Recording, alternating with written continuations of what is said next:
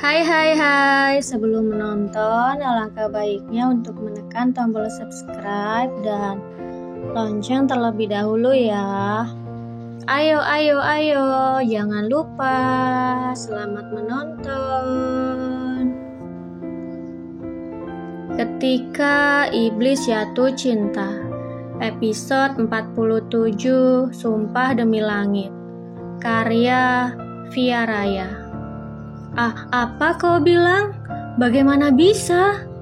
Tanya Iko Sagon terkejut. Bagaimana bisa Teona hilang di pusat perbelanjaan, sedangkan wanita itu bukan anak kecil? Namun, kabar itu mampu membuat Iko Sagon seperti disambar petir untuk yang kedua kalinya. 2 jam yang lalu, Nyonya ke toilet dan aku kesana sekarang, potong Iko Sagon dingin. Dengan raut yang memerah menahan amarah, Iko Sagon berbalik dan keluar. Kini, jantungnya tidak bisa dikendalikan lagi. Rasa takut kian menyeruak dan hampir membuatnya sesak nafas. Pantas saja, tadi pagi ia merasa sangat berat untuk meninggalkan Teona. Rasanya seperti akan kehilangan wanita itu jika ia pergi.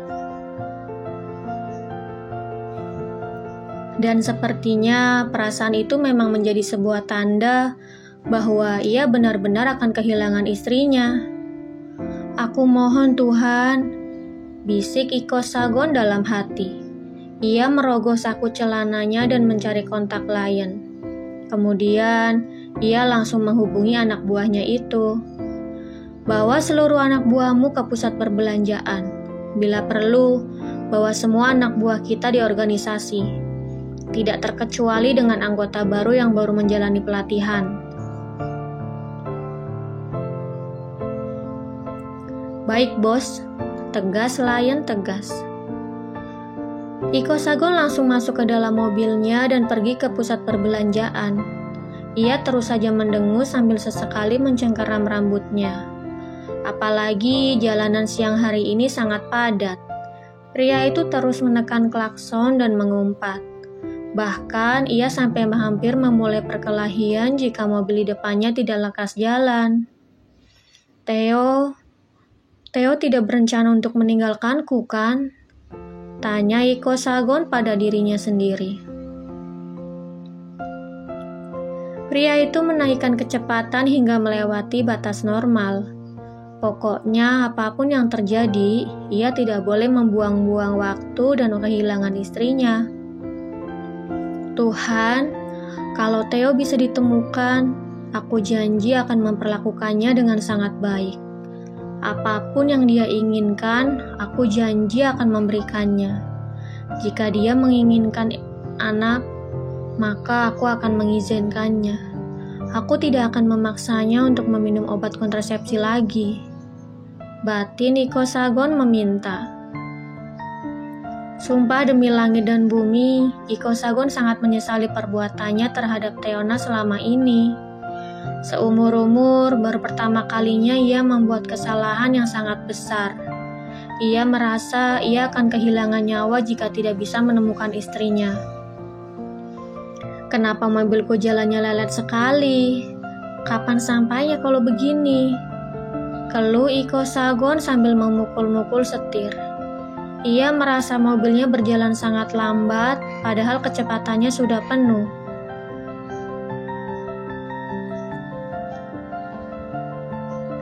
Raut wajah Iko Sagon saat ini lebih dari kacau. Cairan merah kering yang mewarnai wajahnya dan rambut yang awut-awutan tidak mengurangi kesan manly. Karena dalam keadaan apapun, pria itu tetap terlihat sangat tampan. Entah sudah berapa lama berada di jalan, mobil yang Iko Sagon tumpangi akhirnya sampai di parkiran pusat perbelanjaan. Tepat di depan lift, Fox berdiri dengan tidak tenang menunggu bosnya. Ia takut dan benar-benar takut karena tidak melakukan pekerjaannya dengan benar.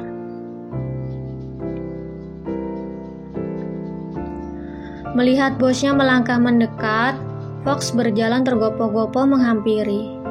Maafkan saya, bos. Ujar pria itu menunduk sambil meremas jemari tangannya. Jelaskan, sebenarnya apa yang terjadi? Kata Iko Sagon dingin. Ia sama sekali tidak menerima permintaan maaf anak buahnya itu.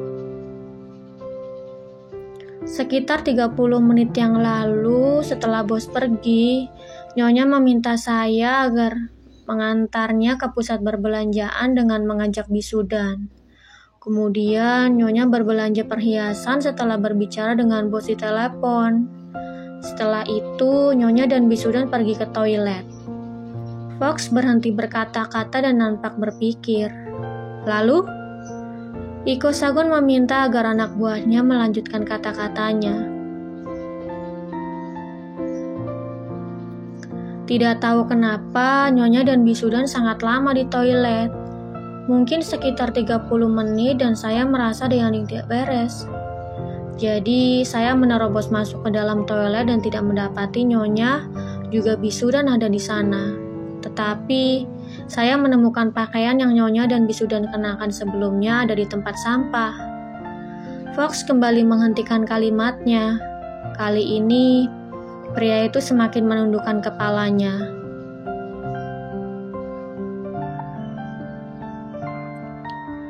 Dan akhirnya saya baru sadar bahwa saya melihat dua orang wanita keluar dari toilet dengan gerak-gerik yang sangat aneh. Apalagi salah satu dari dua orang itu memakai sepatu yang terlihat sama dengan sepatu Nyonya. Setelah itu, saya langsung mencari ke seluruh pusat perbelanjaan, tetapi tidak menemukan Nyonya. Imbuhnya pelan sambil melirik takut-takut ke arah Iko Sagon.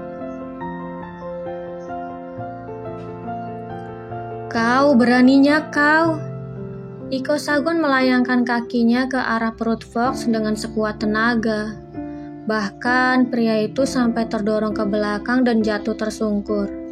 Sudah kubilang untuk mengawasi Theo.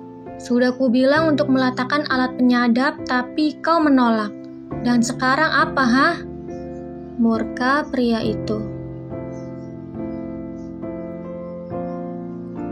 Seandainya Fox tidak menolak ketika Iko Sagon menyarankan untuk meletakkan alat penyadap pada Theona, mungkin ia akan menemukan wanita itu dengan mudah meski pergi ke lubang semut sekalipun. Maaf bos, semua ini kesalahan saya dan saya sangat menyesal karena sudah lalai. Lirih Fox sambil beranjak bangun. Pria itu berlutut dengan kepala tertunduk. Temukan Theo untukku. Dengan begitu, aku akan memaafkanmu. Sangga Iko Sagon sambil menggertakkan giginya. Baik, Fox. Tegas Fox. Pria itu lekas berdiri dan berlari sambil menyentuh perutnya. Pokoknya apapun yang terjadi, ia harus menemukan Theona. Bahkan meski ia harus mencarinya di seluruh belahan bumi sekalipun. Kau di mana, Theo? Aku mohon jangan pergi. Iko Sagon menatap ke sekeliling dengan frustasi. Ia menyugar rambutnya ke belakang sambil menariknya kuat-kuat. Ia hendak masuk ke dalam lift, tetapi melihat banyak mobil masuk ke area parkiran. Kemudian ia mengurungkan langkahnya dan berbalik. Selamat siang, bos. Apa yang harus kami lakukan? Sapa Lion tegas. Di belakang pria itu banyak sekali berjejer rapi pria dengan pakaian serba hitam. Sesuai perintah, pria itu membawa anak buahnya dan rekan-rekannya. Apa hanya segini anak buah yang kau bawa? Tanya Iko Sagon dengan gigi yang saling dieratkan. Tidak bos, masih ada lagi di luar karena di sini terlalu sempit. Tapi maaf karena saya hanya membawa 1/18 saja. Tidak mungkin jika saya membawa seluruh anggota organisasi ke sini. Jelas Lion tegas dan tidak terdengar takut. Aku mengerti. Sekarang kalian sisir area pusat perbelanjaan ini dan cari istriku sampai ketemu. Kata Iko Sagon memerintah. Iko Sagon tidak terlihat marah karena tahu apa yang Lion katakan benar. Tidak mungkin seluruh anggota yang jumlahnya lebih dari puluhan ribu dibawa semua ke sana. Alih-alih mencari Teona, yang ada mereka hanya akan membuat keributan. Baik, bos. Lion membalikan tubuhnya dan menatap seluruh rekan dan anak buahnya. Kalian semua sudah mendengar tugas yang Bos Osa berikan, bukan? Tanya pria itu. Dengar, Kapten, sahut mereka serentak. Bagus. Sekarang kalian cari di setiap sudut pusat perbelanjaan ini dan pastikan kalian menemukan Nyonya Theo, kata Lion tegas. Baik, Kapten, jawab mereka serentak. Setelah menjawab, mereka semua langsung berpencar keluar dari area parkiran bawah tanah.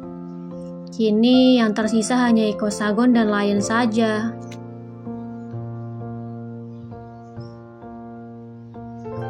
Kau sudah membuat persiapan, bukan?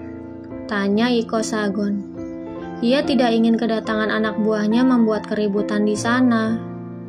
Sudah, bos.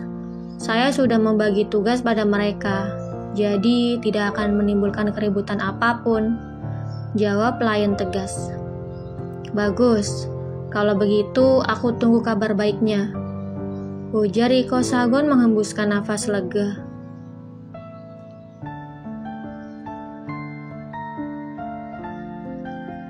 Siap, bos. Kalau begitu, saya pamit dulu. Pamit, Lion membungkuk sejenak dan bergegas pergi menyusul rekan dan anak buahnya. Melihat tidak ada yang bisa dilakukan, Iko Sagon masuk ke dalam mobilnya. Ia mengusap layar ponselnya dan hendak menghubungi Teona. Astaga, aku bahkan tidak tahu nomor telepon Theo. Sebenarnya suami macam apa aku ini? Iko Sagon memukul setir merasa kecewa dengan dirinya sendiri. Pria itu menarik nafas dalam-dalam dan menghembuskannya perlahan. Ia berusaha menenangkan diri agar pikirannya tetap jernih. Kemudian ia mengusap kembali layar ponselnya dan mengetuk galeri. Lagi-lagi ia dikejutkan dengan hal lain. Astaga Tuhan, aku juga tidak memiliki foto satupun. Lalu bagaimana aku mengobati rasa rinduku sekarang pada Theo? Iko Sagon mengulurkan tangannya dan memijit dahinya yang mendadak sakit.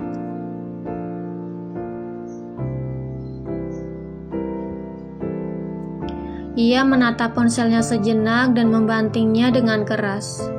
Tidak ada gunanya ia memiliki ponsel jika tidak ada informasi apapun tentang Teona di dalamnya. Kali ini setir mobil lagi yang menjadi sasaran. Ia memukul setir dengan keras dan menatap ke arah luar. Aku tidak bisa terus berdiam diri seperti ini. Aku harus mencari Theo sendiri. Lirih Iko Sagon. Bersambung. Jangan lupa untuk like, komen, share, subscribe, dan tekan tombol lonceng untuk mendapatkan notifikasi episode selanjutnya. Terima kasih.